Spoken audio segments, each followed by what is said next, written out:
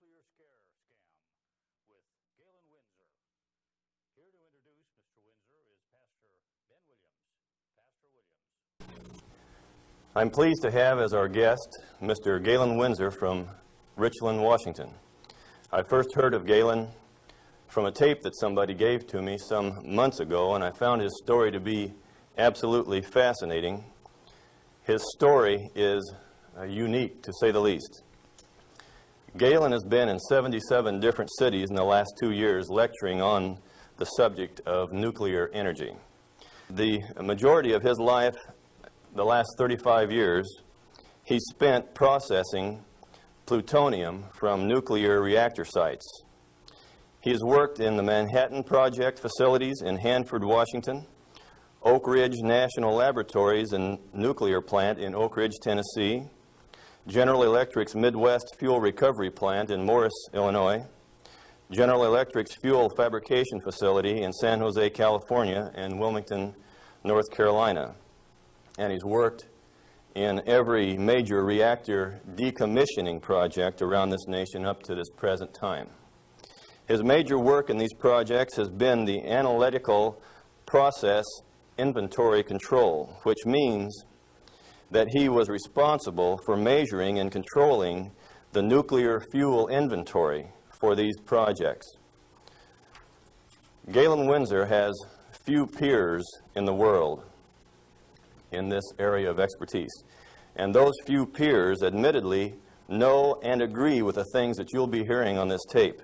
However, except for 2 or 3 of these experts, they've all chosen to remain silent for reasons which they only know, leaving this man then the burden of leading this lonely battle of exposing what we call the nuclear scare scam. He's without question one of the world's foremost authorities in nuclear radiation measurement, and he's recognized by members of the Atomic Energy Commissions of all the major nations of the free world. Mr. Galen Winsor.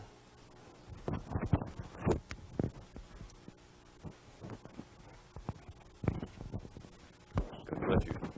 Thank you, Ben.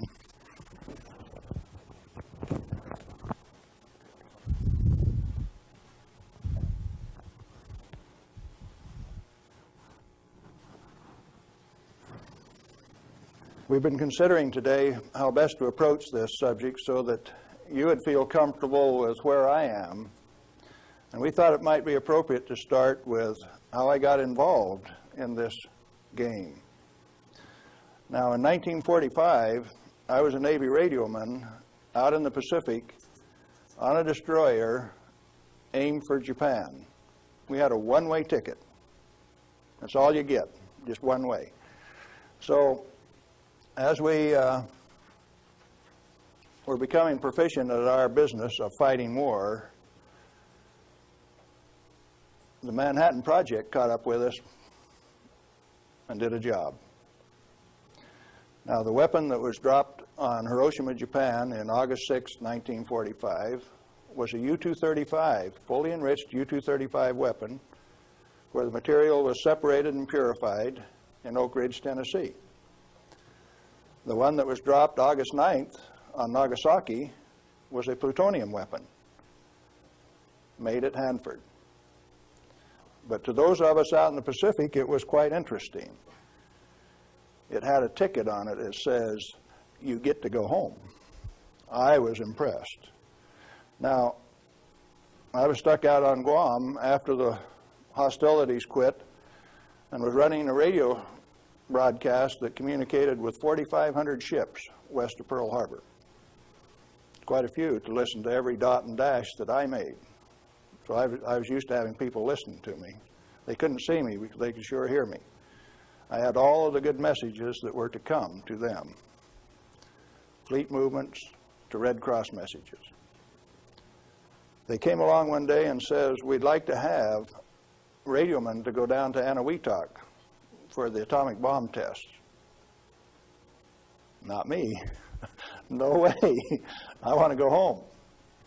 So they went through and they took every third radioman to go to Eniwetok. I didn't go. They let me come home. But I wanted to go home.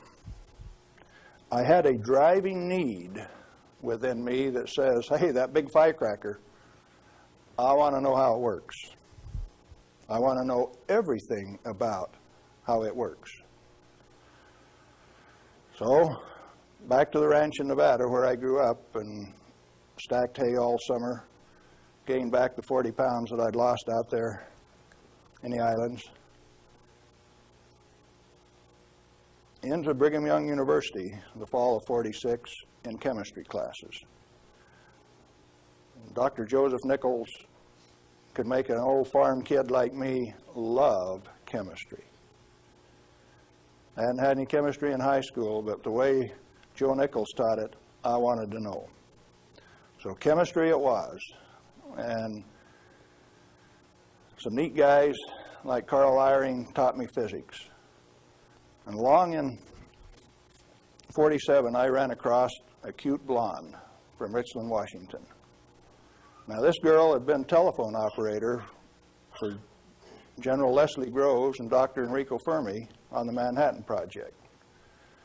She got to put through the calls to Franklin Delano Roosevelt for these guys, so she talked personally to FDR.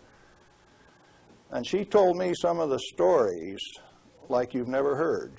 She says, oh, in those canyons, great things are done. This cowboy from Nevada couldn't even imagine what she was talking about. Well, in 1947, after we were married, I ran until she caught me. But I wasn't going to get married anyway. I wanted to get my education. I had to get on with this thing. And so we went to Richland, Washington for the first time in September of 1947. I saw that those buildings she was talking about were there. 1,000 feet long, 11 stories high, 5 of them below ground. Tremendous things. And people all over. Camp Hanford in those days was a whole army camp just there to secure that place, to provide security. Thousands of soldiers. You move around out in the desert and hop out of a foxhole and pop a soldier with a gun in his hand. There wasn't any horsing around. It was all business. Back to school. In 1950, I applied for a job up there before I had graduated, and they were in such bad need of chemists, I had a job before I had my degree. And so the last year of my chemistry, mostly English, I did on a bus, riding 25 miles to work in the morning and 25 miles back at night. And I did advanced grammar and business writing and all of those things on that bus. But in September 1950, I got into this thing called plutonium processing when we did it barehanded, without instruments, without coveralls. We had some of the most peculiar acid burns in some of the shirts. And I found one of those the other day. It's got acid burns all up the front of it. Plutonium on it, too. Amazing. That was normal operation in those days. We ran those facilities, and we ran them so well that by 1965, we had separated enough plutonium when it only existed in the parent uranium matrix to a half of a single weight percent, 0.005 weight fraction of plutonium maximum in that fuel. And we processed enough tons of uranium to recover enough plutonium by 1965 to meet the weapons needs of this country 10 times over for the foreseeable future. Now we're talking about a massive amount of work. Hands-on, do it type thing. And there was a couple thousand of us, and we were just happy as could be, just working like mad, making those plants run 24 hours a day, 7 days a week, in a community that ran on shift work, A, B, C, D shift. The whole community that way. A wartime community, people dedicated to doing a job, and we were doing it, and we did it well. No pretense. Oh, yes, there were. Out in the reactor began to sneak in people who wanted a radiation monitor behind every reactor operator. Why? We know how to make these things run. When we got a metal fuel element stuck and it fell down on the trampoline back of the reactor, we'd go in with our feet and kick it off into the pool, smoking, burning. If you didn't have an instrument, you didn't know it was too hot, so you just went in and kicked it. Finally, along came a rule maker that says, thou shalt not do that. You'll get burned. Oh? I didn't get burned when I did it last week. But you exceeded the limit. Well, where did this limit come from? Turns out that in 1934, the International Commission on Radiation Protection fabricated a limit for X-rays. It was no longer permissible to be burned by them, erythema, reddening of the skin. You now had to keep a limit called 0.2 of an hour per day. How much is that? Well, you've got to have one of these Beckman instruments to read it, and you have to keep time of exposure. You know, there are 4 requirements on this thing: the size of the source, therefore the strength of the source, the distance from the source, the time of exposure, and the intervening shielding to keep from getting burned. Oh, fine. We've been doing this thing for years now, and we've never been burned. Why have we got these rules? And they says, yours is not to ask questions, yours is to do and die. Don't you ask questions. If you do, you might disappear. Those who broke the rules didn't appear the next day. Military rule? Oh, yes. Absolute. What was your appeal? And people you were working with one day, when they weren't there the next day, you didn't go inquire why. You were just grateful you still had your work to do, and you kept right on doing it. Now, this is in the United States of America. Well, in 1960, we found out that the materials that we were working with, the thing that we called high-level waste, that if you waited 3 years, these million-gallon tanks that high-level waste went into boiled off 15,000 gallons of water a day. Fairly hot? Oh, yes. This material, that if it ever broke a line, would seal itself off in the ground within a foot, make its own glass. It wasn't going to go anyplace. We did that a time or two, accidentally, of course. And so we started packaging this cesium-137 in casts in railroad cars like that and shipping it to Oak Ridge, Tennessee. And they'd take it out and make it into a barium titanate and press it into a pellet, and those things were so hot that they actually glowed in the dark from the infrared heat. Now, thermo-ionic conversions came along at this time, so you hooked these little heat sources up to thermionic converters and you took electricity out this side. No moving parts. These things went into the SNAP program. And these early SNAP power generators are what power the underwater transmitters for our nuclear navy. We've got a regular road map under the sea. All you got to do is have an instrument that knows how to find it, and then you've got eyes on a submarine. You didn't know that, did you? The power from it came from this material that they now call waste. We processed that stuff and packaged it outside at Hanford. Well, we had rules that said 3R per year is your allowable exposure, that amount of gamma energy that will expose a film pack. But that was for the people that didn't know.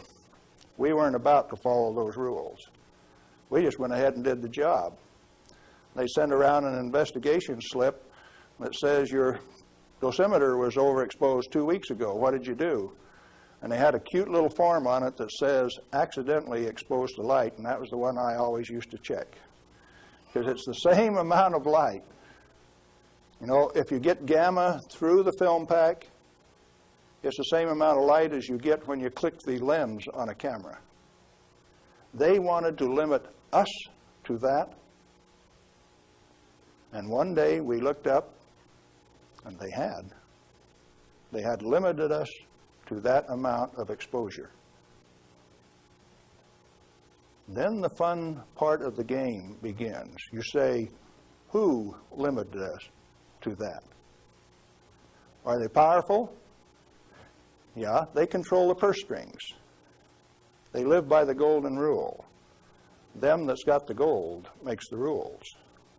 If you like your work, you keep the rules. If you don't keep the rules, you disappear. Sure enough, some of us disappeared. Some of my friends gone. Where'd they go? I don't know. Well, 2 years ago, I started traveling for American Opinion Speakers Bureau, and one of the documents that they had was Major Jordan's diary. A story of shipping the technology and the material that was developed at Hanford in 1944 directly to Russia on U.S. Air Force planes out through Great Falls, Montana, Fairbanks, Alaska, under the auspices of one Harry Hopkins, and with the at least tacit approval of Franklin Delano Roosevelt. Now what are you going to do? That thing that we had been doing and feeling so good about had been shared at no expense with Russia. You go back and you check the record and you find Russia did not develop their own nuclear atomic weapon until 1949, even when we supplied them the material and the knowledge. 4 years after we touched them off at Hiroshima and Nagasaki. We weren't happy with that. We were just happy doing our job. Well, in 1965, General Electric was ready to leave Hanford. I'd worked for General Electric for that 15 years, and they took me out to California, San Jose, and we had in mind to design and build this nuclear fuel reprocessing plant at Morris, Illinois. They told me they were going to build it at San Luis Obispo. That's how they got me away from Hanford. But that was just to get me away from Hanford. I got to design the sampling analytical system for this plant. The sample cell was the hydraulic heart of this place. I got to dictate where they put the columns, how high the columns were in relation to my sample cell. One man standing in front of a lead glass window could sample any liquid stream in that whole plant. It took crews of men at Hanford to do the same thing. I wasn't happy with that, so I built an efficient system. I got to design that. I got to build it. Conceptual design, detailed design, build it, operationally test it. And in 1973, they says, forget it, friends, you don't get to run it. We had 170 tons, metric tons of spent fuel stored in the basin. And the then President of the United States, do you remember who it was? Jerry Ford. Says, friends, no way, you don't get to run it. That's when I started to kick over the traces. Up to that point of time, I thoroughly enjoyed my work. I had no limitations, practical limitations. I had all the money to spend. I was in charge of the design effort. I built it the way that I wanted to because it was technically correct. All I had to do was check with engineers and make sure that it was right. And all of a sudden I was told, you must reduce your limits of exposure by a factor of 10. I says, I won't do it. First thing you know, you got the word that says, oh, yes, you will. I says, no way. Well, that's when the rebel, Galen Winsor, started to show up. And when I found out that by management conference I couldn't get to these guys, I figured out another way. Now, in this plant is a beautiful pool. It's got a place to store spent fuel bundles till it won't stop. 660,000 gallons of water, demineralized, just as clear and pretty as it can be. Heated to 100 degrees Fahrenheit when the outside temperatures are minus 20, wind chill factors down to a minus 60, and I found out that I could swim in that rascal. You turn off the lights at night and it had a light blue Cherenkov effect. And this kid from Nevada that never could pass up a warm swimming hole used to go swimming in that pool. There wasn't anybody that had the nerve to swim with me, but since I was manager of safety and analytical service at this plant, it was mine to use. Oh boy. I found out that I could do that. I showed some financial types one time that I could stir that pool with my bare hand and check out through the same radiation monitors they did without triggering it. GE didn't like it. I got a letter from them that says, "Thou shalt not tell financial types that you can swim in the pool, that you can stir it with your hand, because if they find that out, they will steal the inventory. They will know that the inventory can be stolen." Oh, is that a valuable inventory? The same material that's labeled high-level waste by our current government, our current Congress. Now, plutonium is an interesting chemical element. It is created in a nuclear reactor. The Manhattan Project built 8 of these reactors at Hanford. The first one took 12 months from sagebrush to nuclear steam to build, and it had never been done in that size before.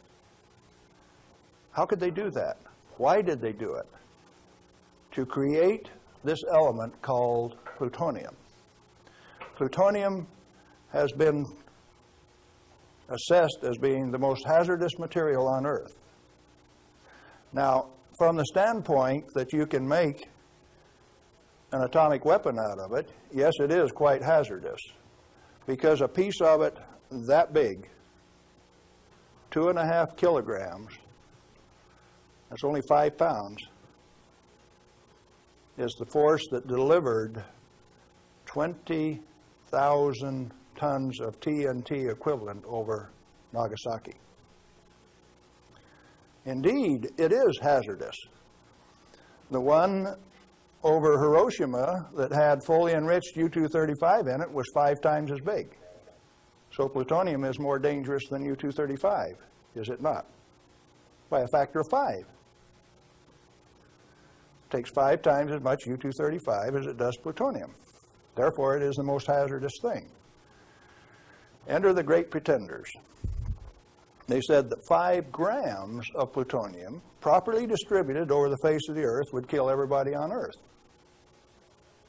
Now, if you can only get one 20-kiloton weapon to go on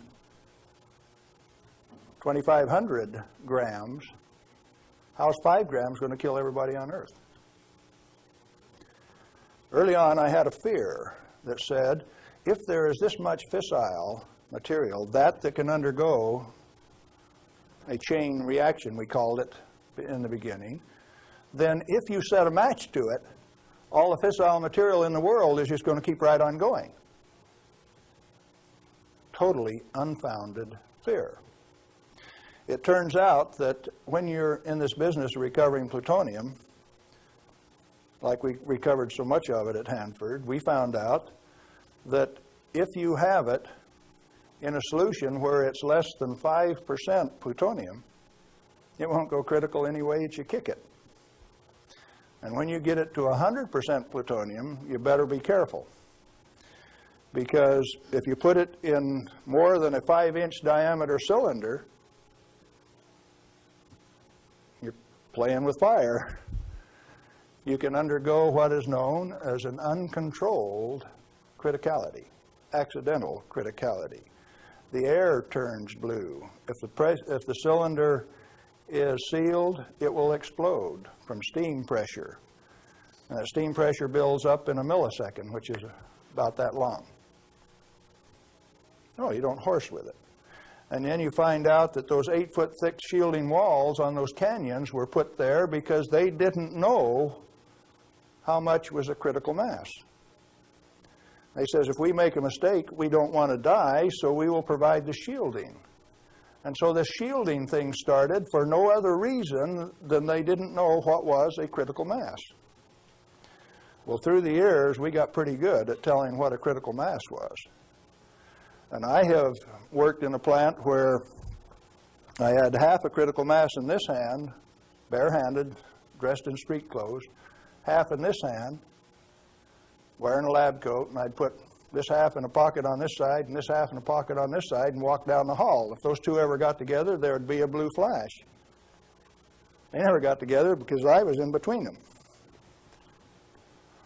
And we do that every day.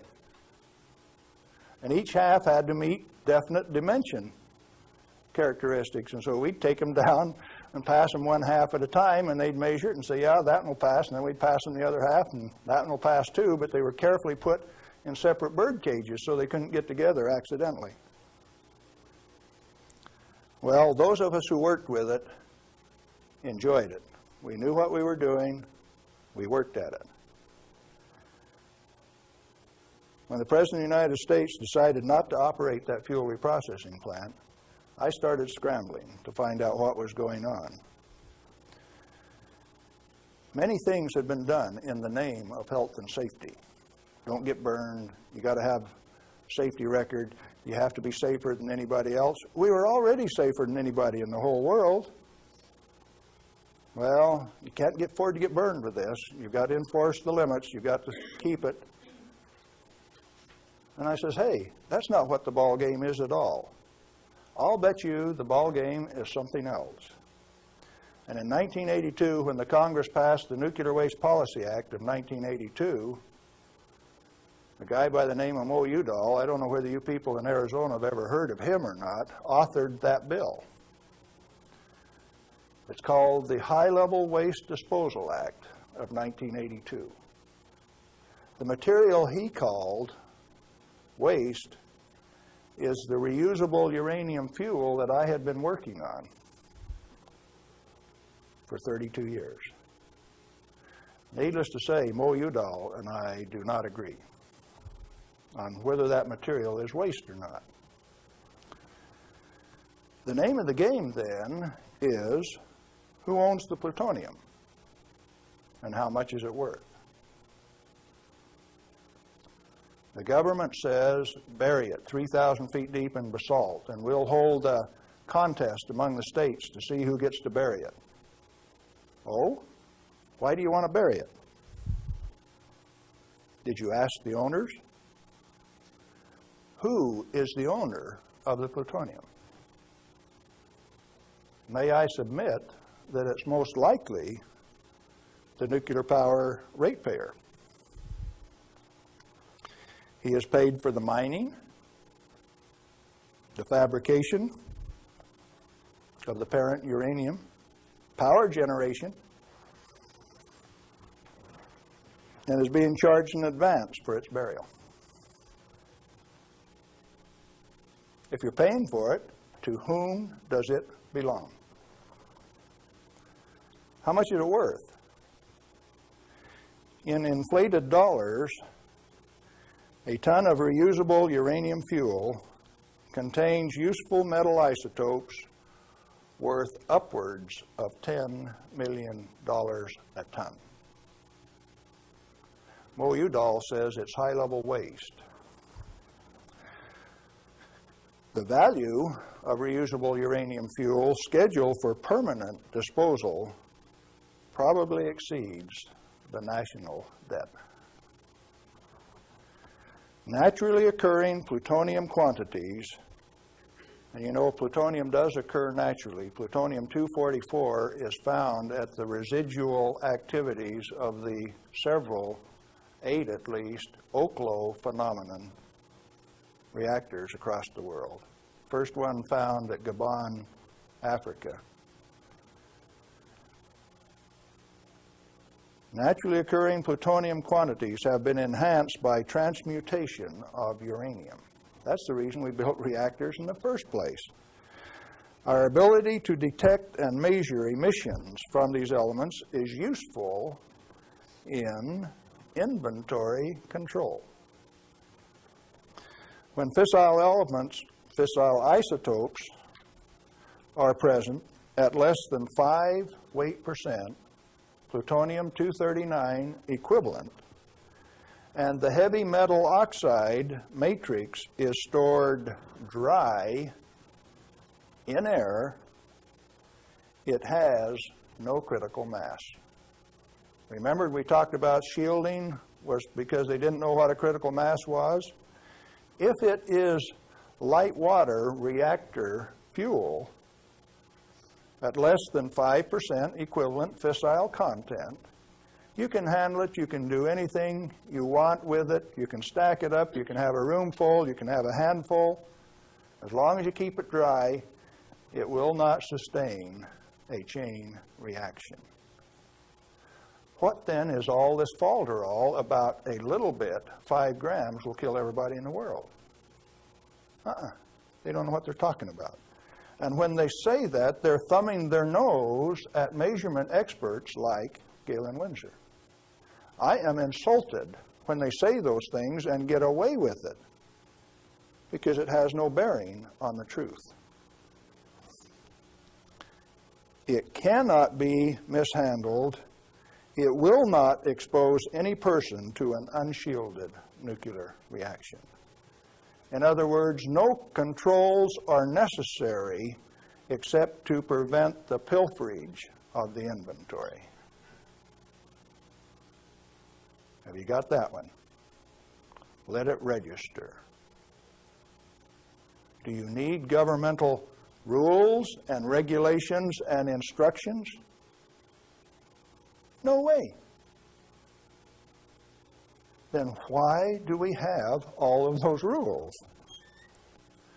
Inventory control practices capitalized on the fear of undereducated masses who work in the industry. I didn't say anything about ordinary people now. I'm talking about the people who have worked in the industry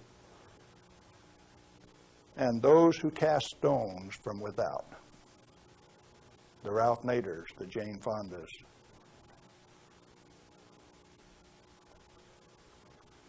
Now, it doesn't take you much thinking to find out that maybe the industry is the source of the problem. The industry is the one that made up the committees that made the rules that the Congress enforced. You ever thought of it that way? The strangest kind of feather bedding that's ever been dreamed up, it makes the railroad engineers look like pikers. The only amounts of fissile process materials that are of health concern to the handlers are those that can accidentally cause an unshielded nuclear chain reaction, or that will cause erythema from the shortest wavelength, highest frequency, and therefore the most easily shielded ultraviolet light emissions of the electromagnetic spectrum. Big words. Let's see what they mean. The emissions from uranium, plutonium, cesium, all of those things are only important if you assemble an amount that if you get this amount and this amount together, it can go critical. You can get a blue flash and therefore get burned. And that's happened 34 times in the business, and 8 men have died as a result of that. Accidental criticality. Documented in Los Alamos document 3611, if you want to check the source. Or if you've got enough of it together that it's giving off ultraviolet light of this particular wavelength and frequency without any intervening shielding, enough to burn you, sunburn you, erythema, reddening of the skin.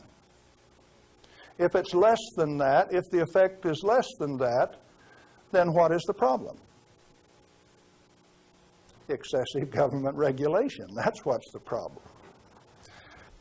Tritium. Heavy water. Deuterium is hydrogen 2. Tritium is hydrogen 3. If you let an inventory get away from you, what's going to happen to it out in the biosphere? Nothing other than it will become diluted and join the naturally occurring inventory of tritium, because tritium is created in the upper atmosphere by sunlight. We have a natural inventory of tritium. Then the only thing that happens when you release tritium, which is the trigger mechanism for bombs, it's the source of the push that makes it go, is that you lost a valuable inventory. Then what of these people that are pretending that a little bit of tritium is going to do you in? It is not so. What are those 2 points? Only if it is an economically recoverable concentration, or if it has a natural reconcentration mechanism. You know, there isn't any one of the radioisotopes out there that has a meaningful level of reconcentration in any of the species, not even the oysters in the bays in Maryland, below Calvert Cliffs. Why then are we still playing this game that any amount of this material is of hazard? Reusable uranium fuel, which has been isotopically enhanced in power-producing reactors, is a valuable national resource, not a high-level waste. The utility operators recognize the future worth of this commodity. Mo Udall, in that Nuclear Waste Policy Act of 1982, imposed a tribute of $1 per kilowatt hour, $1 per megawatt hour on all electricity produced in a nuclear plant, so that they can research and develop methods to throw it away.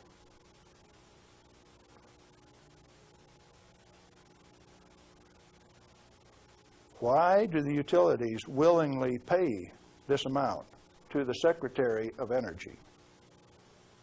To limit their liability exposure. Who pays that amount anyway? The consumer of nuclear generated power. You have no choice, and therefore I call it a tribute. At the same time, they have provided their own storage basins at these reactors at ratepayers' expense to retain ownership control of the plutonium resource. So you consumer, you ratepayer, you taxpayer are paying for the storage of this fuel, and WNP2 at Hanford has storage that will take them through the turn of the century, and yet every day they are paying a tribute to the Secretary of Energy, with the concurrence of the United States Congress, and signed by the President of the United States in 1982, 83. Who was that? Ronald Reagan. They have provided those storage basins at ratepayer expense to retain ownership control of the plutonium resource. I started playing a game one day, 7 years ago. I says, okay, Portland General Electric, you've got the Trojan reactor, you've got a storage basin problem, I'm going to make you an offer.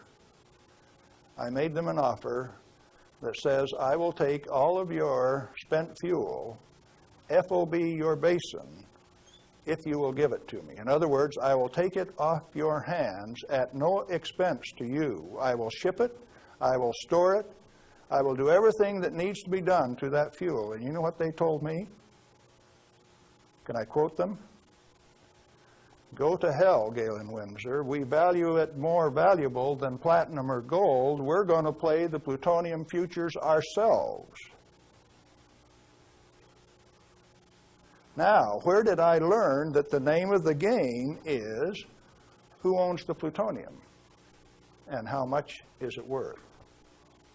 The first plutonium I saw was in a glass tube on the newsreel when I got back from the Pacific in 1946. And that they had in a glass test tube, they said, was worth $500,000. Certainly they had less than 5 grams of plutonium in that tube. That's pretty expensive stuff. And so for the show, they put a pot underneath it in case they dropped it. They said, we don't want to have to pick it up out of the rug.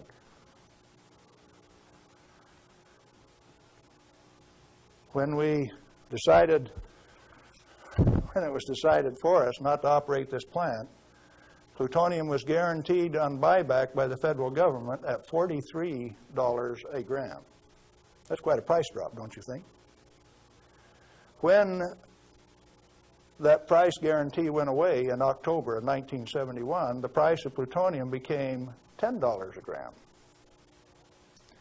It steadily went down to where its present worth on the market is a minus $2 a gram per year. That's what it costs you to hold on to a plutonium inventory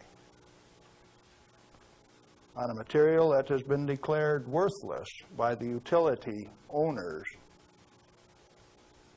and rubber stamped by the Congress of the United States, and they're spending billions of dollars digging holes in ordinary rock so that they can throw it away, dispose of it.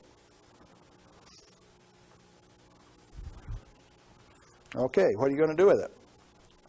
Reusable uranium fuel may be properly stored in air-cooled, dry storage in a cost-effective manner. Nuchem in Germany offers this immediate and long-term option as a necessary and safe step prior to reprocessing. They're doing it in Europe. At least 4 regionally located facilities are available in the United States where this concept can be used right now.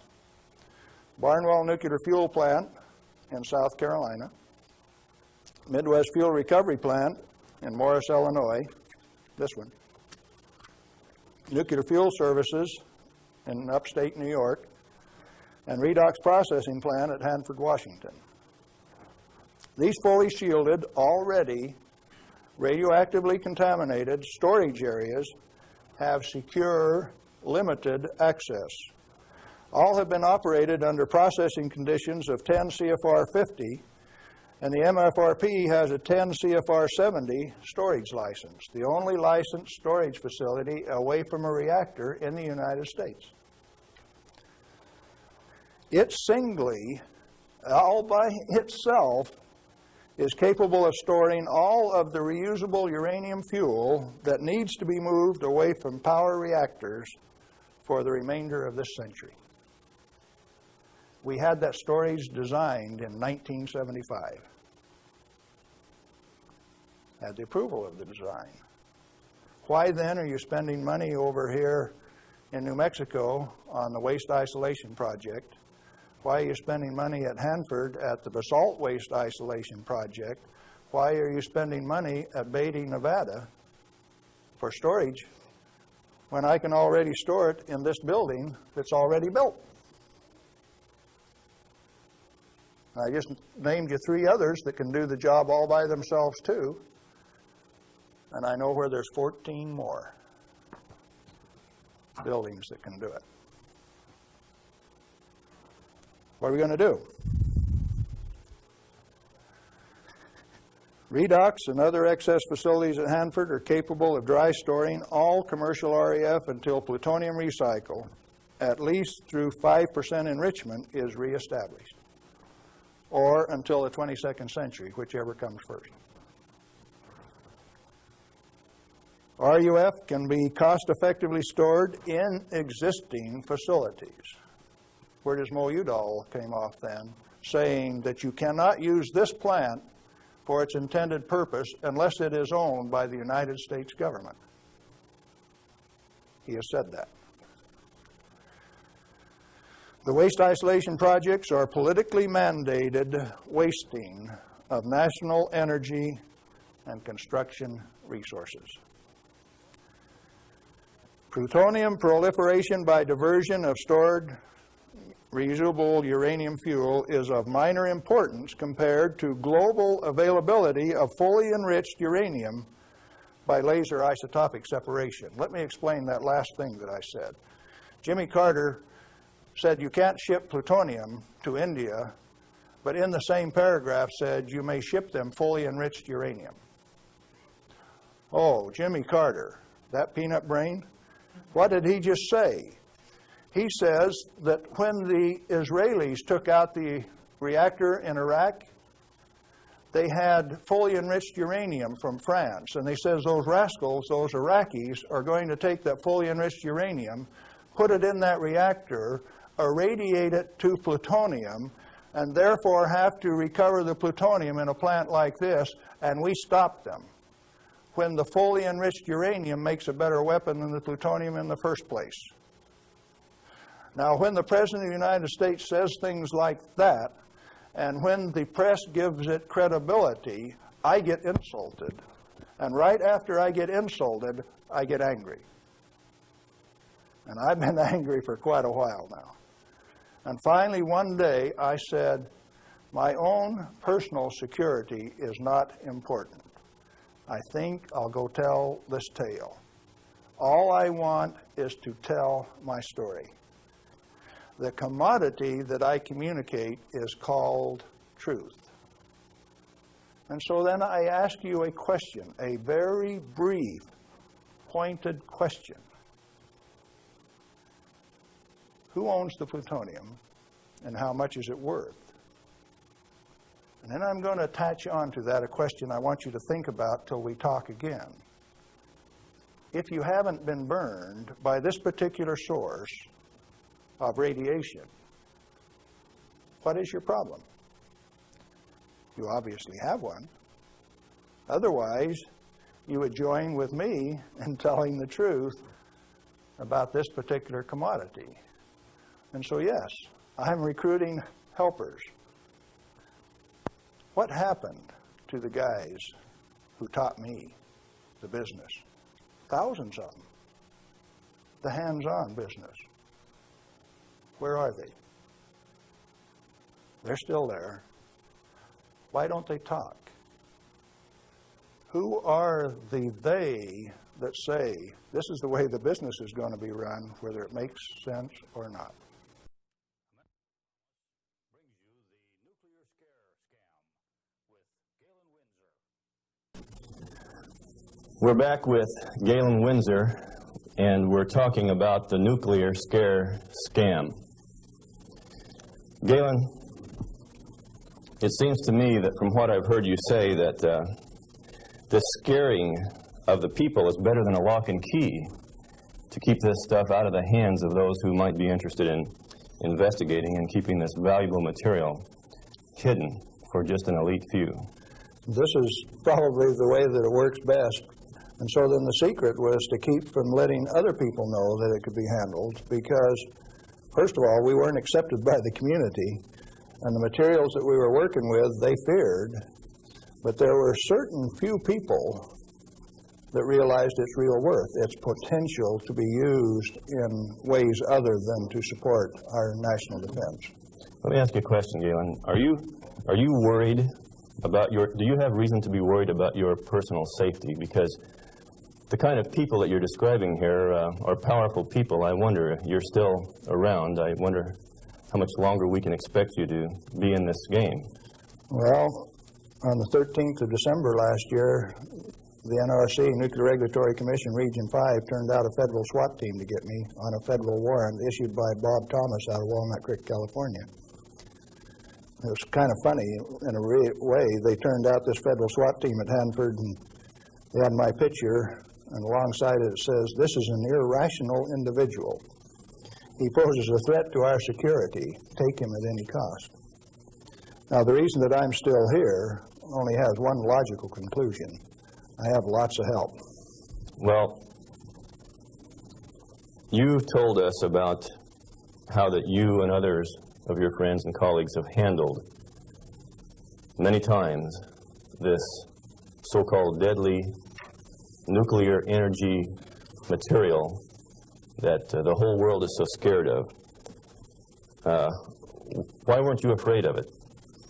Because we did silly things like recover some of the undissolved fuel elements out of the redox dissolver that burned a hole in it. And we went in and sampled these things by remote process. We got it out into our hands and found out that we could walk around the lab with them barehanded and they wouldn't hurt us. And we were standing there in the lab tossing them back and forth. Uranium metal that wouldn't dissolve in the boiling nitric acid. Well, if you find out that you can play with it and it was only 90 days since that thing came out of the reactor and it doesn't burn you, why should you be afraid of it? So in other words, you're telling me that you learned to not be afraid of it because of practical use and application and hands-on experience. Hands-on. We might even been playing games. Okay, you say that you swam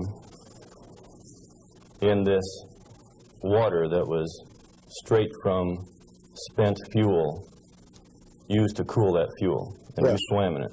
Yep. You told me earlier that you went a little bit beyond that. Would you share a little bit of that story? Well, swimming in it didn't have the desired effect. So I decided I had to be more direct with these people that were giving me trouble. They were kind of hard to teach, so I went to drinking a glass of it a day.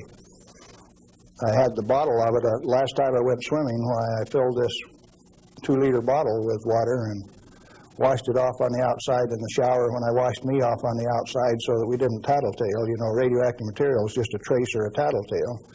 So you got to get it off so they won't know that you've been swimming in the pool and drinking the water.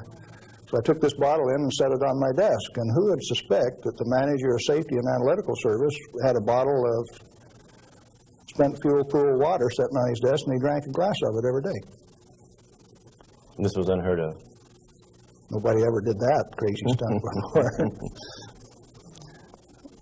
How has that affected you, Galen? Well, as near as I can tell, it made me about 6'4" in my cowboy boots, 210 pounds, and really quite a nice fellow. All right. What then happened as a result of your doing this strange experiment on your desk with this water? What was the result? Can corporations have a heart attack? I think General Electric had one, because after they ran me through a whole body gamma scan in December of 1974, by the time I got out, because I had a plutonium lung burden and it took 45 minutes to an hour to count that, everybody on site knew that the manager of safety had been swimming and drinking in the swimming pool, the spent fuel storage pool. Had cesium-137 at a ferociously high level. It even exceeded the NRC's limit. And I'd been drinking it. They knew the fat was in the fire. Now, where do we go from here? Well, first of all, I got a poison pen letter from the people in San Jose. And he says, "Thou shalt not do those things. They'll find out that the inventory can be stolen." Well, that didn't sit very well with this cowboy, because nobody tells me what to do, particularly when what I do is right and hasn't harmed me. Who are they to tell me what I want to do? It just didn't sit very well. I was going to do something about that. What was your motive in this? Correct information. As an expert in the measuring system, why, it was very obvious that I knew the parameters of inventory control, the disintegration rate of each of these isotopes, how to measure them. That's how we regulated our inventory. And to have these rascals come along and start playing games with the information that I was very expert in, that I had designed the analytical system for this plant around, disturbed me a little bit. No, it made me fighting mad, and I got angry. And I have to admit, in retrospect, that for the next 5, 6 years, I was more than angry. I was hard to live with. Just ask my wife. Well, in your estimation, then, how dangerous is a nuclear reactor plant? A nuclear reactor plant is just a way to boil water that's the cleanest, neatest, most economical way to boil water that you've ever seen. And so, in my estimation, nuclear reactors ought to be insured under the same insurance policy as any other steam boiler plant, power generating plant. And to have special consideration under the Price-Anderson Act means that the insurance industry has already paid off the Congress so that they can have a rip-off, charging ever and higher insurance premiums, total coverage much, much greater for a non-existent risk. What a racket.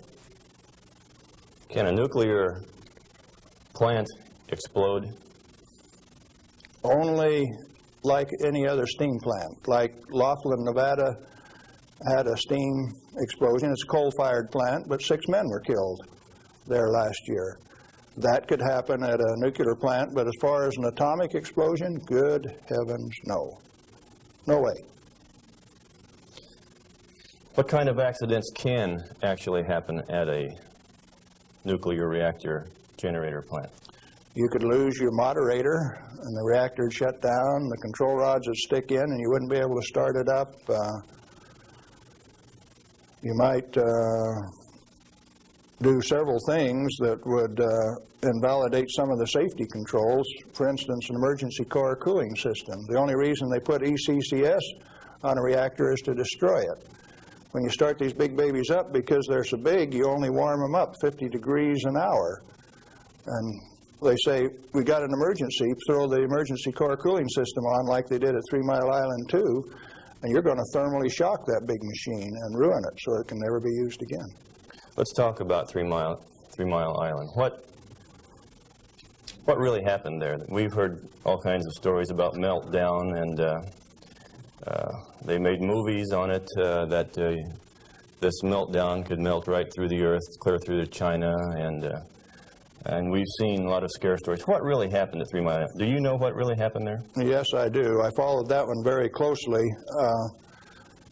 In fact, I know the guys personally who wrote the script for China Syndrome and also wrote the script for the 3 Mile Island fiasco. Dale Breidenbaugh, Dick Hubbard, and Greg Miner, who used to work with me at General Electric, are the MBH associates that wrote that China Syndrome script. And not only that, remember that was the time China Syndrome came out, Jane Fonda starring.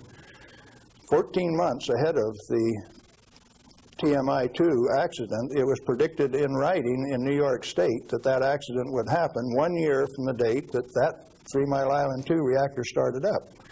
It started up in March 1978, and it went down March 28, 1979, right on the day, 1 year anniversary. In other words, with 14 months advance notice, the industry still went along with the sham.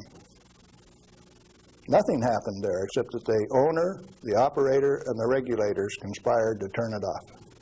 What melted? The top of the fuel rods, the third time that the core got uncovered, due to internal pressure, blew the top off some of those rods. They've got Inconel springs in them to keep the pellets, fuel pellets from vibrating when it's running. Those things are under compression, and when they reduced the outside pressure and the fuel rods were still hot, it blew the top off some of those fuel rods. The fuel rods in TMI-2 are internally pressurized to about 1200 psi with helium gas so that they don't reverse dent when they're hot and running for 5 years. And when they drop the outside pressure, why, that internal pressure with those hot rods blew the side out of some of those rods at the top. But melting, the fuel is already an oxide ceramic. It is a pellet. It's been pressed into a ceramic. When you pick it up and feel it, it feels like metal. It's pressed so very, very tight, hard. And so, no, the fuel didn't melt. The China Syndrome is a scriptwriter's fantasy. Right here, I ought to tell a story, I guess. See, I spent 3 weeks on the island in March of 1981, the 2-year anniversary of this particular, quote, accident. And Tom Hall, who stood alongside Enrico Fermi when they pulled the control rods on 100B in October 1944 at Hanford, and I were delegated to go to the island and find out what happened, and so we did. We went over all of the records and everything else, and there, as we could tell from performance records, 51 thermocouples, for instance, only one of which went over 1,000 degrees Fahrenheit. The center line temperature of those rods when they're running is 4,032 degrees Fahrenheit. And so they say things like over 50% of the core was greater than 4,000 degrees. Yes, it was. If it wasn't running at 100% power. So they take that kind of information and bugger it all up so that you don't understand what's going on. They give you a little bit of it. Well, the worst joke that people could dream up, and they says, do you know what the NRC's worst nightmare is? No, I don't know what that is. Galen Winsor and Tom Hall in the TMI-2 control room for an hour by themselves. You know why people that know laugh?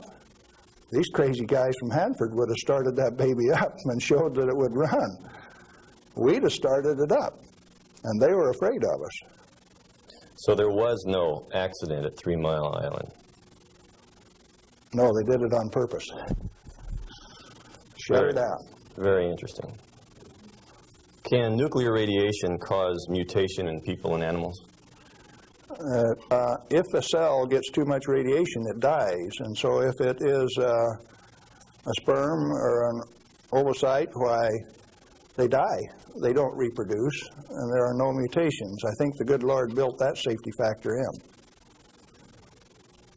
So you're saying that mutation in future generations is an unfounded fear? Yes, and the studies of the people at Hiroshima and Nagasaki have borne that out. Those people do not have that. Now, they showed the immediate effects of too much radiation.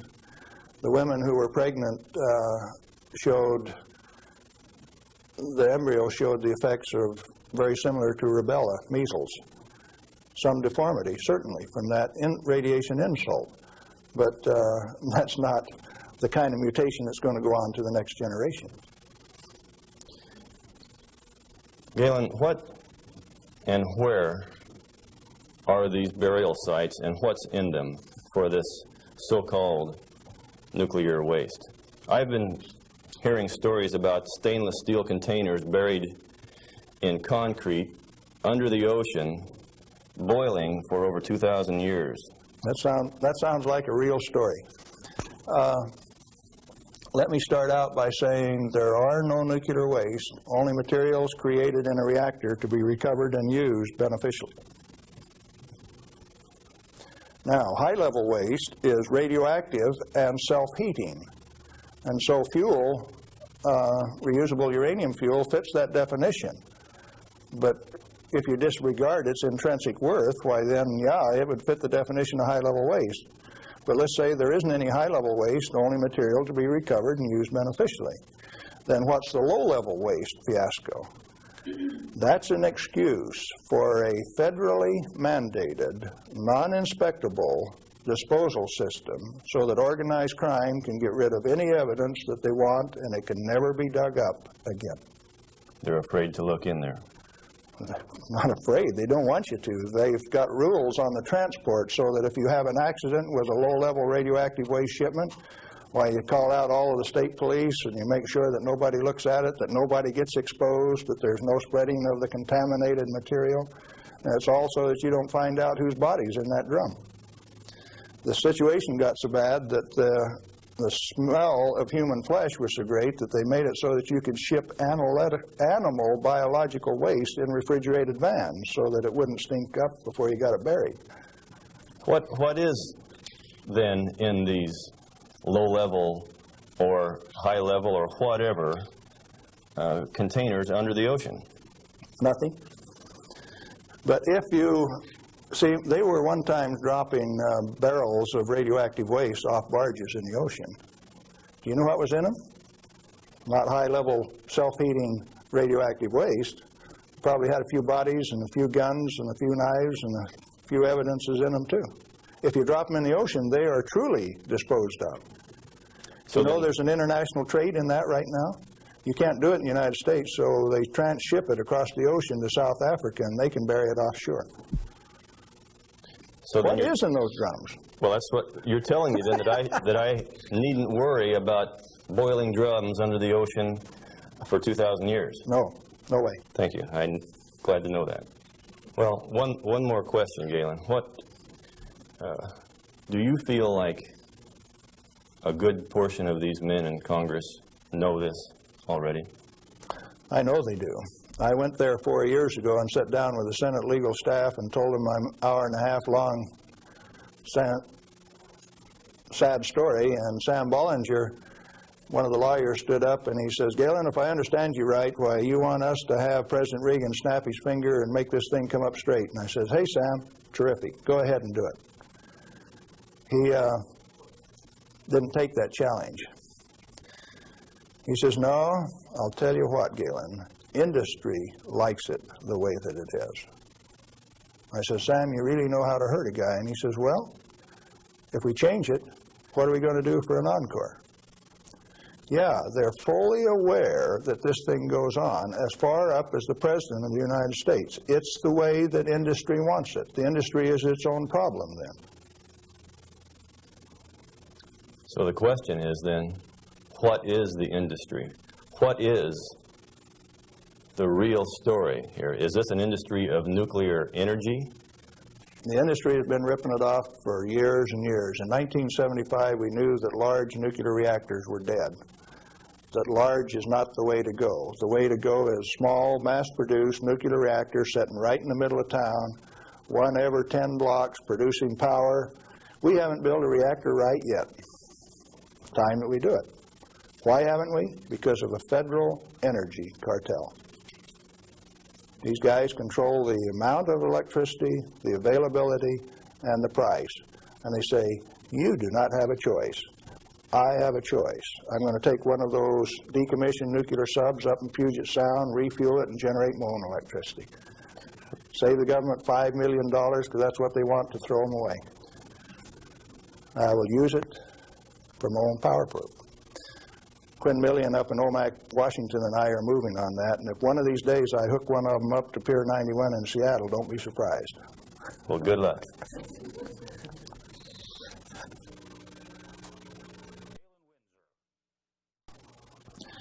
I'm Galen Winsor, and I thought I'd share a few hands-on practical things that have to do with this nuclear scare scam. Now, you've heard that gamma energy, the kind of energy that comes off a rock like this, is the most penetrating, most damaging of all radiation. And not only that, here is uranium, the parent of radon, and they say if you can detect radon in a home, then it's bad. If you exceed the EPA's limit, it's reason to run you out of your home. Spend $13,000 like they did with Stanley Watrous' house in Pennsylvania the other day to get rid of the radon, to ventilate it out through. Ridiculous. Let's take them one at a time. This is a rock that I picked up in Natarita, Colorado. 16 weight % uranium. High-grade uranium. Hot. I read a thing the other day that says they had high-grade uranium, and lo and behold, it's too hot to transport, so they had to bury it on site. Oh, wonderful. Let's talk a little bit about radiation. If we can, yeah, are we picking up? If you put the probe right there, the meter goes off scale, and you can hear it, all right? Hot. Radiation, gamma radiation is the most penetrating of all radiation. Oh, is it? All it's got between the rock and the probe is my hand. Doesn't count so pretty much, does it? What if I put the rock behind me?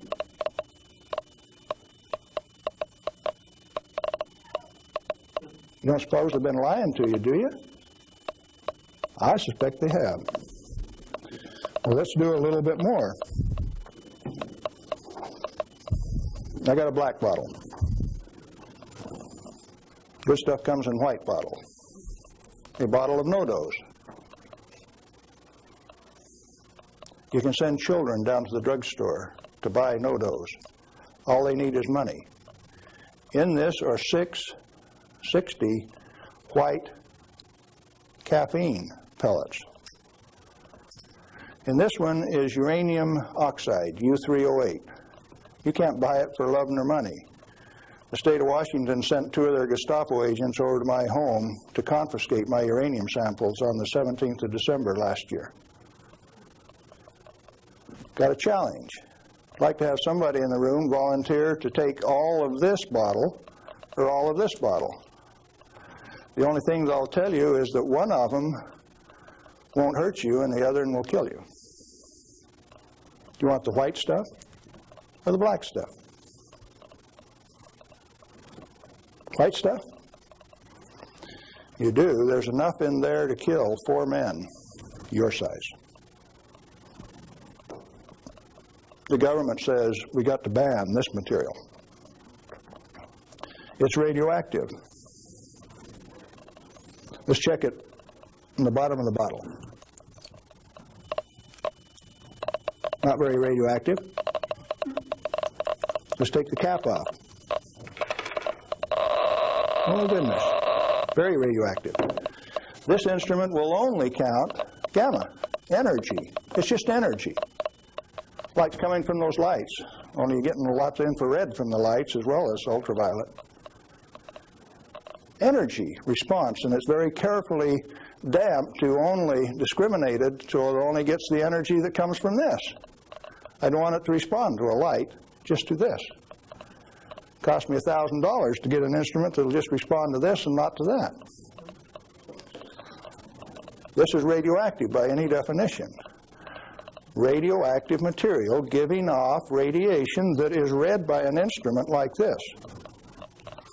The daughter of this, radon, cannot be read on this instrument because it gives off alpha particles.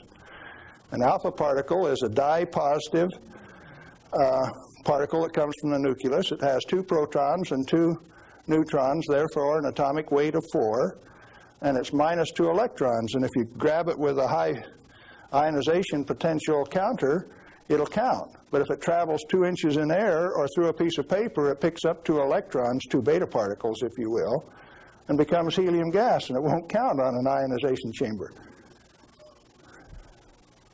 Did you know that this thing right here is giving off helium gas? Alpha comes from uranium. Okay, radioactive material. You pour it out in the hand, and that's radioactive contamination. Is it radioactive? Yeah, it is. Very radioactive. Now, decontamination is nothing but scooping it back up and putting it into the bottle. I just now decontaminated my hand. No, I didn't do such a good job. Not good at all. Is it still radioactive? Yeah, that's called residual radioactivity. Now, under the decontamination rules of the government, when you decontaminate somebody like this that's that contaminated, and this is certainly a reportable incident under current DOE regulations, when you decontaminate him, it has to go down a controlled drain so that you don't disperse radioactivity. Do I qualify as a controlled drain?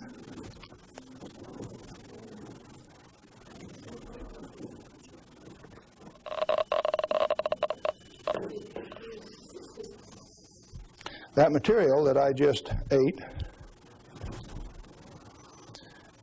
is not soluble in body fluids. Like it's been this. It was fired originally at 940 degrees C, where it becomes U3O8. Known in the industry as HCl insoluble. In other words, it will not dissolve in concentrated hydrochloric acid, hot.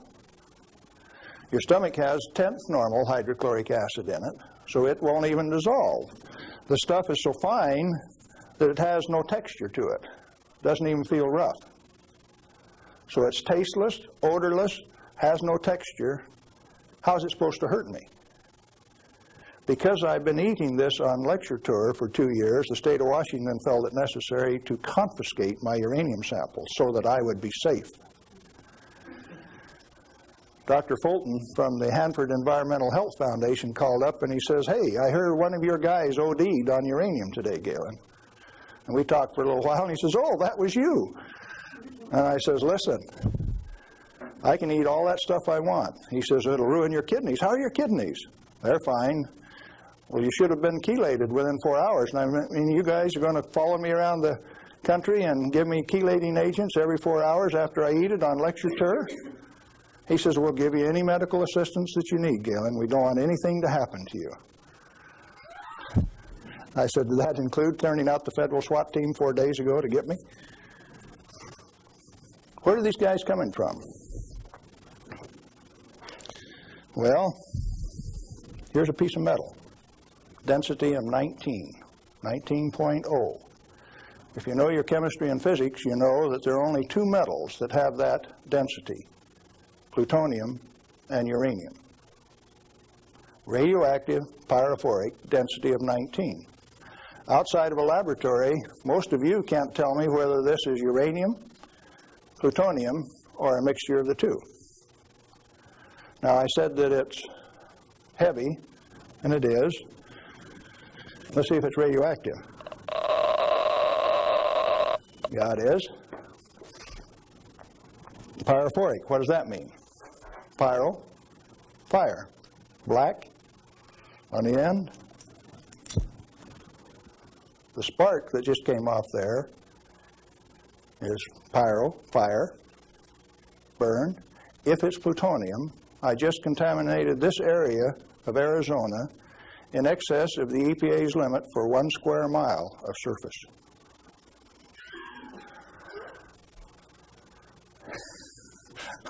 Somebody laughed. It's serious. The end of progress altogether says that I just contaminated you in excess of the limit for 1 square mile. It's now silver on the end. Tomorrow it'll be black because it self-oxidizes, this black color like this, all by itself.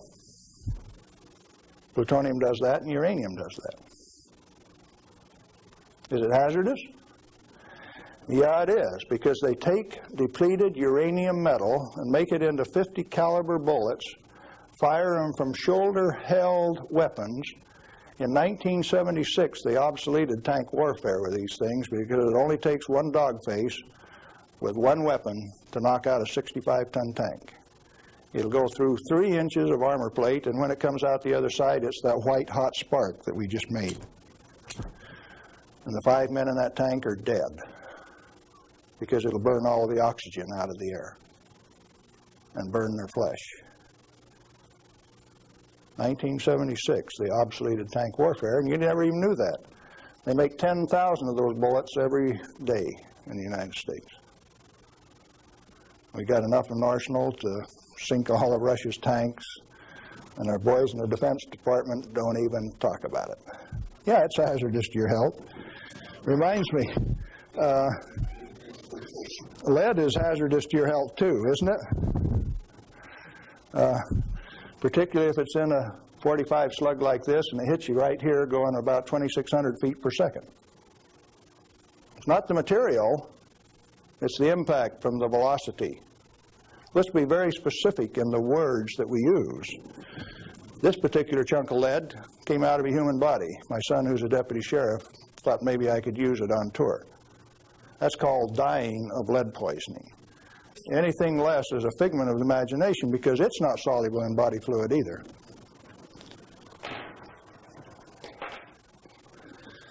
This is a pellet of cobalt-59. If you put it in a reactor into a neutron field, you can convert cobalt-59 to cobalt-60, which gives off a gamma. It becomes the source that doctors use to irradiate patients to 7,000 Röntgen for one patient. The total dose absorbed by radiation workers at 3 Mile Island in the last 6 years is something like 1,500 Röntgen. 5 times more given to a single individual in a doctor's facility. Now, do you know why I say that the federal regulations are absurd? And if you live by those federal regulations, maybe you're being absurd too? Now, a pellet of cobalt-60 this size got shipped by mistake to Mexico, got diluted into 5,000 tons of iron. Some of the reinforcing rod came up to Los Alamos, New Mexico, and they says, hey, that stuff's radioactive. Understand that this single pellet diluted roughly a factor of 1 billion was what they were reading on a detector like this at Los Alamos. And so they pulled back table legs that were in Spokane, Washington, made out of the same batch because it was hot and radioactive and it would burn you. When the pellet itself could be held in your hand like that for a few minutes without it burning you. Now, Christ walked the earth 1 billion minutes ago. If I could stretch this pellet out into a wire and it went clear around the earth and right back here to Phoenix, 1 billionth of this amount is 1.7 inches of that wire so stretched out. Stagger your mind? It ought to. Now, let's try a little game. The EPA says that 5 picocuries per liter of air is the limit for 222 radon.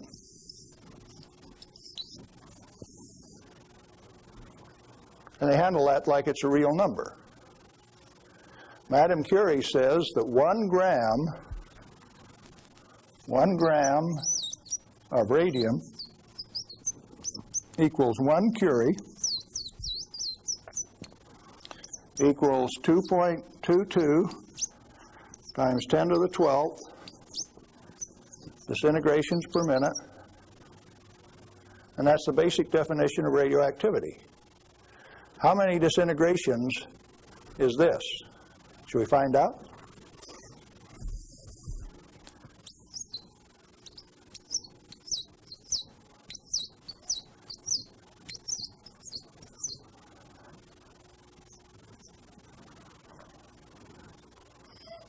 And the EPA, in its wisdom, says that 11 disintegrations per minute from 1 liter of air, you have exceeded the limit.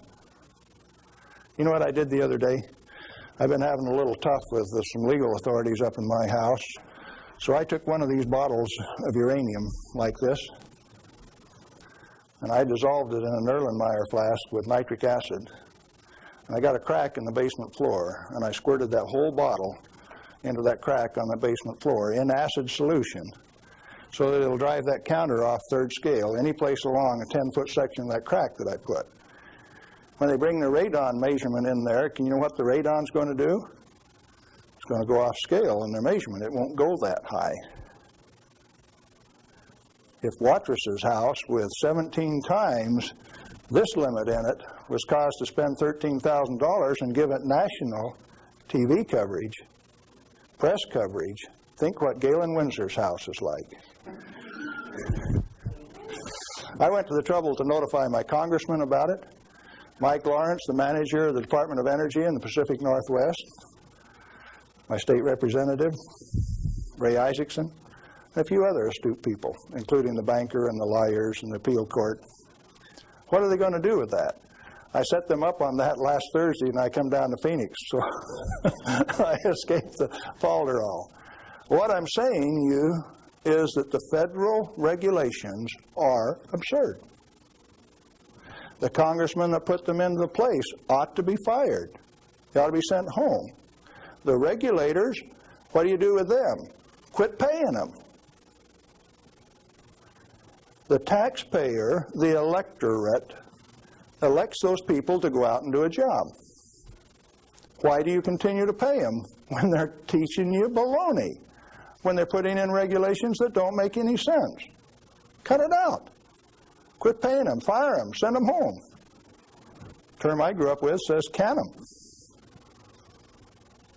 Is it easy? Apparently not. You haven't got the job done. The majority of the Congress is irresponsible, amoral, atheistic, irresponsible. Let's see, how many more adjectives can I drum up? But that many. Let me tell you. We as the people sent a bunch of rascals out to the energy store with a signed blank check. And we say, hey fellows, if you run out of money, just go build us a good power plant. If you run out of money, come back and we'll give you another signed blank check and guarantee the payment out of the ratepayer's pocket. Tennessee Valley Authority has the most nuclear reactors of any outfit in the place. Not one of them has produced any power since last August. Browns Ferry 1, 2, and 3 in Mississippi hasn't produced any power since last March. And they don't plan on producing any power at Browns Ferry until mid-year in '86. At $1 million a day in lost power revenue per plant and held off in the name of health and safety? Now tell me we didn't send rascals out to the energy marketplace with a signed blank check. They're still getting paid. Those reactors are all fully fueled, fully staffed, and just sitting there. Who's getting taken? The ratepayer. You're still paying more and more for your electricity all of the time. Now, Bonneville Power Administration says that 57% availability is okay for a nuclear reactor. Maine Yankee is often run at 103% availability, which means it's running over nameplate rating. Enough days out of the year that its average availability is 100%. Bonneville Power Administration of the Department of Energy says that 57% availability is okay. That means that you can let those things set down 43% of the year, and that's judged as an acceptable performance on the part of the government. There's an obvious answer. Get the government out of the energy regulating business. Turn those plants over to people who will run them efficiently 100% of the time. When we put in zero-release containment, we started playing games. About the time that we proved that a nuclear reactor has no measurable impact upon the environment, that's when they bottled them up, put catalytic recombiners on them. Some of the reactors in Texas were designed not to breathe for 8 years at great expense. Why? When you bottle up a reactor like TMI-2 does, then you get radiolytic hydrogen, and indeed they had a radiolytic hydrogen burn at TMI-2. And they moan and they groan about that, and all they had to do was open up the windows and let the breezes blow through. You don't need containment on them. I'm going up to Colorado this weekend to meet with the Uranium Producers Association. And they're upset because the government is dumping uranium on the market and raising the price of the commodity that they get their bread and butter from. But what they're totally unaware of is that the Grand Junction Operation Office is going to issue a contract so that the new operator has a $25 million budget over the next 5 years, 80% of which will be spent for remedial action. Where you take this material, dig it up, if you find it counts on a Geiger counter, you can have them come in and change out the whole front yard of your house, give you a new front yard, new foundation under your house at government expense. If you don't do it, they'll take you down to the courthouse, blacklist your property, so that you have to remove the radioactivity at your own expense before it can be sold. Now, do you know what I did when I took that uranium solution and poured it into the crack in my house? I set up the United States government, and that episode is about to be played. Did I do it on purpose? Yeah, I did, just like I used to dive into that swimming pool and drink that cesium-contaminated water. I found out that it doesn't hurt me. You need to find out that it doesn't hurt me, or you. In fact, the only reason for the existence of these big transcontinent distribution lines would be if they could compete with a small mass-produced reactor sitting in your backyard. Why don't they want you to? Because they are the federal energy cartel. They like to set the price, the total availability, and whether you can hook onto it, and if you don't pay your bill, cut you off. That's called power, domain, and control. And they like that. They do not want you to be energy independent. If you had one of these sitting in every 10-block area in Phoenix, you could tell the rest of the world to go get lost. Oh, there's another use for that heat. You could heat your homes in the wintertime, or you could cool them in the summertime with it. Heating, ventilation, air conditioning, they call it, HVAC. In countries where it freezes, you could run that hot water out and chase the frost away in the spring and in the fall. And they found out that plants grow faster in warm water anyway, so you'd irrigate with it all summer. So cooling towers are called wasting towers. They throw over 50% of the heat away. The other morning, coming out of Tri-Cities, WNP2 was putting its 700 megawatt electric up through the clouds, 870 they were running at. And the clouds were laying all over the ground, and there was a little ice cream cone right out there, and I said, there's WNP2. It snows 5 inches every night out of WNP2, and the rest of us don't get any. Where'd the water come from? That's cooling the heat from the condenser cooler. You should have a business right out there, an oil cracking plant, something taking that heat and using it, like they built at Midland, Michigan 10 years ago and they've never used. And so Dow Chemical is suing the utility because they never produced the steam for their chemical plant right alongside it. We got troubles in this country. I'm telling you what the problem is. Doing something about it, responsibility is yours.